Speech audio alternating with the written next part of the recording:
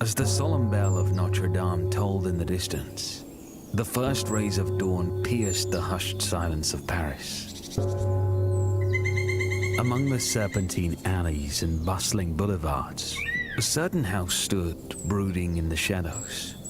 This unassuming abode, more ornate than most due to the substantial income provided by the king's purse, was home to Charles Henri Sanson, the royal executioner. Before the roosters crow, Sanson awoke. His hands, roughened from many years of wielding the heavy blade, reached for the cold black garments that hung in the corner, waiting patiently to be worn. As his family gathered at the breakfast table, Charles Henri Sanson, the man who bore the weight of life and death in his hands, momentarily shed his grim persona.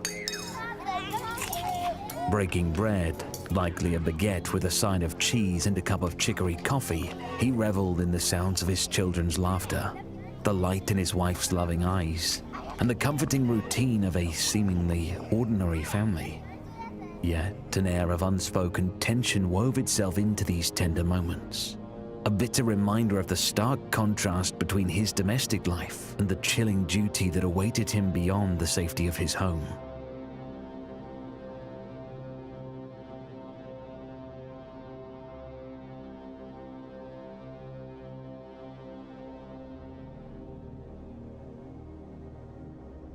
In his workshop, Sanson confronted the instruments of agony that awaited the condemned man.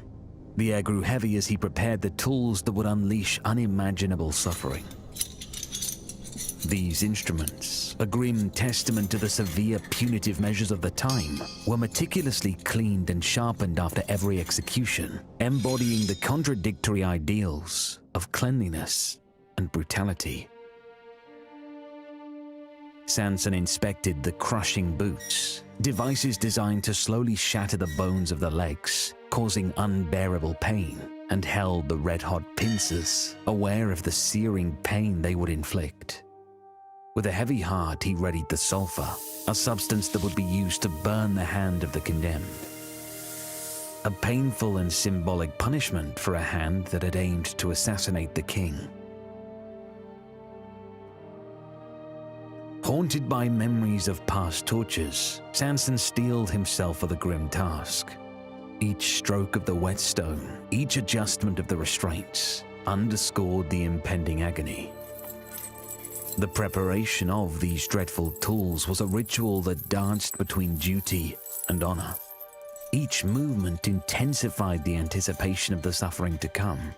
His hands, hardened by countless such preparations, moved almost instinctively, betraying the gruesome familiarity he had with these implements of torture. With a resolute breath, Sanson braced himself for the gruesome task that awaited. He took a moment to don a pair of thick leather gloves, their purpose both protective and symbolic. He knew the cruelty and agony that lay in the method he would employ. The weight of responsibility settled upon him, but his steadfast commitment to justice guided his every move. In the face of darkness, he would carry out his duty, understanding the profound unease that accompanied it.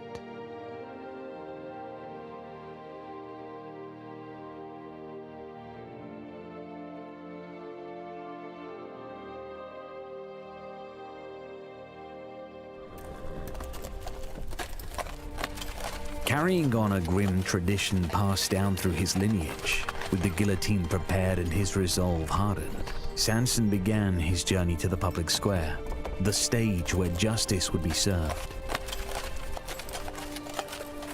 The streets of Paris, usually bursting with the clamor of trade and the hum of everyday life, transformed into an eerie silence, broken only by the echo of the executioner's cart. The cobblestone path under the wheels and the rhythm of the horse's hooves sounded the death knell for the condemned, each echo whispering tales of the Grim Reaper's imminent arrival.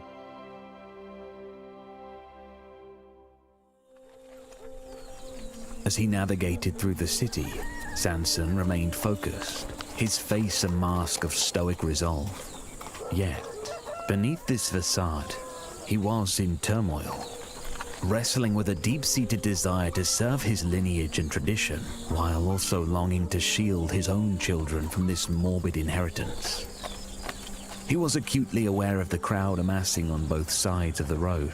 The spectacle of public execution was not just a matter of punitive justice, but also a communal event, a somber gathering that punctuated the monotony of life. The jeers, the cries, the anticipation, all underscored the public's morbid fascination with death and the macabre.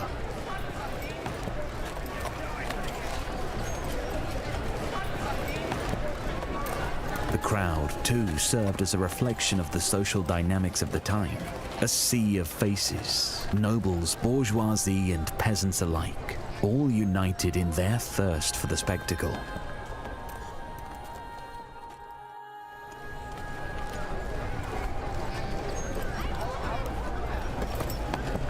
For them, the execution was not just the downfall of a criminal, but a stark reminder of the tenuous thread that held their lives. Each swing of the guillotine was a message, a grim warning that transgressions against the law would not be tolerated.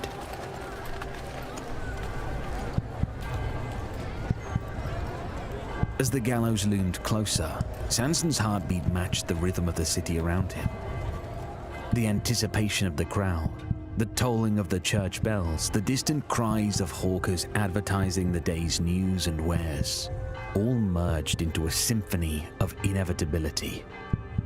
His focus never wavered. His grip on the reins remained steady. He was not just a deliverer of justice, but a part of the social fabric, an actor in the grand theater of life and death at the time. In the face of this public spectacle, he was a reluctant symbol of authority, tradition, and the uncompromising hand of justice.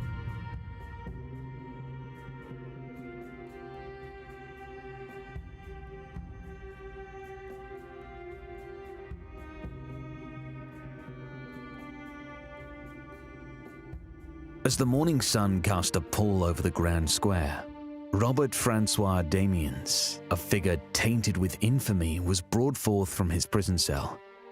Damiens, a domestic servant with a history of mental instability, had made a desperate and unsuccessful attempt on the life of King Louis XV.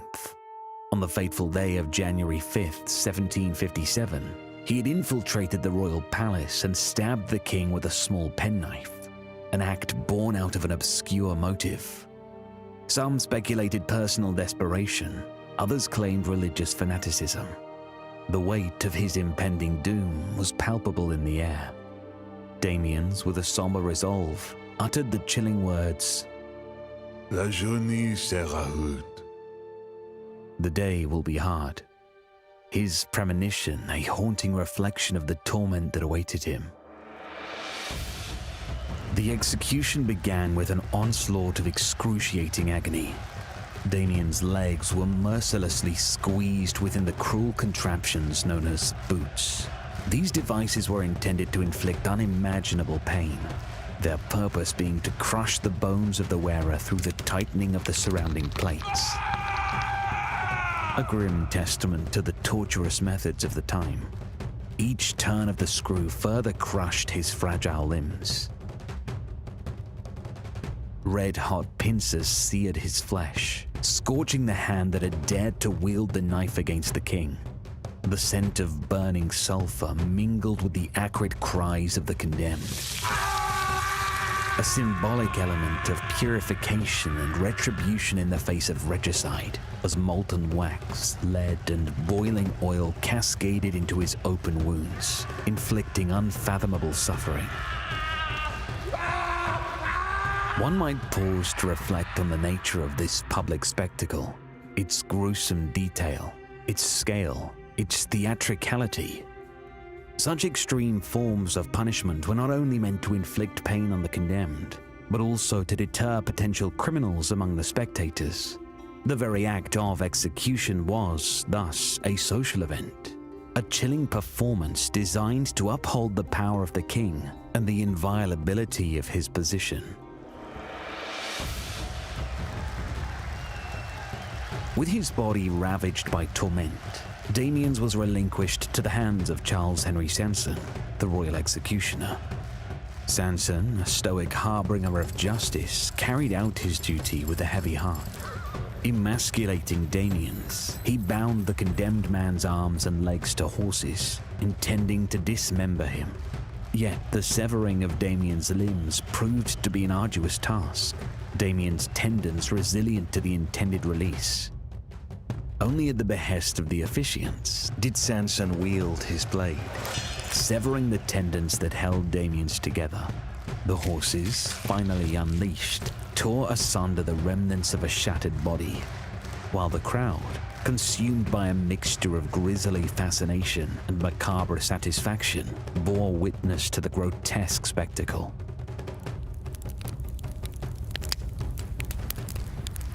Amidst the cacophony of horror, Damien's still living torso stood as a testament to the limbs of human endurance. The cheers of the crowd reverberated through the square as his maimed body was consigned to the flames, a final act of retribution.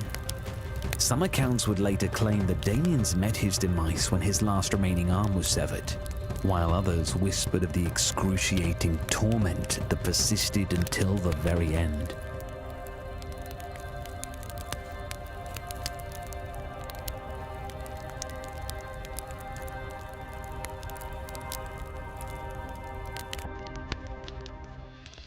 As the echoes of justice faded, a solemn stillness draped over the once bustling square. The lifeless and torn body of Damien stood as a chilling testament to the power of the state and the dire consequences of his treasonous act. Charles Henri Sanson, his assistants and a crew of workers stepped forward, their presence a somber reflection of the macabre aftermath that followed each public execution.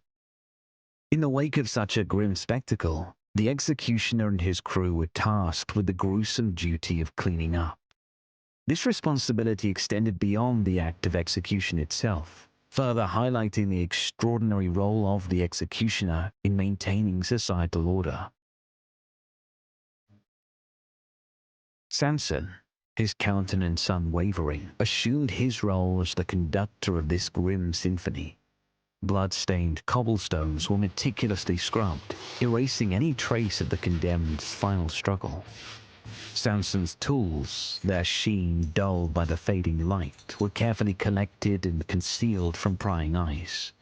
Chains and ropes, once taut with purpose, were now meticulously coiled and stored, their duty fulfilled for the time being.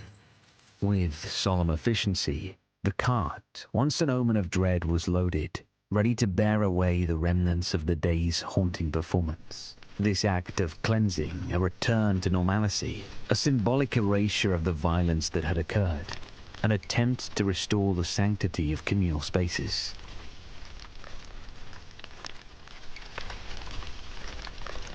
As the crowd dispersed, carrying with them the weighty memory of the execution, Sanson's assistants embarked on their tasks.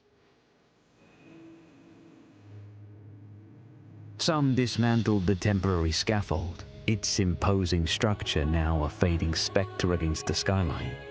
Others meticulously gathered the remnants strewn about, torn garments, fractures of the executioner's morbid implements, and other scattered remains of the chaotic scene. In this choreography of somber duty, the weight of the execution settled upon their weary shoulders.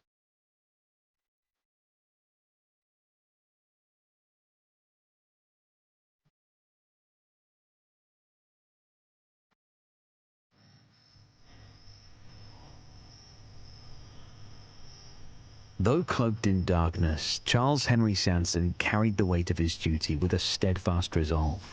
He understood that his role was not merely about dealing death, but it was a crucial cog in the machinery of justice. With a deep breath, he steeled himself for another day, another dawn where he would step into the public square, his figure a symbol of law and order amidst the chaos of life.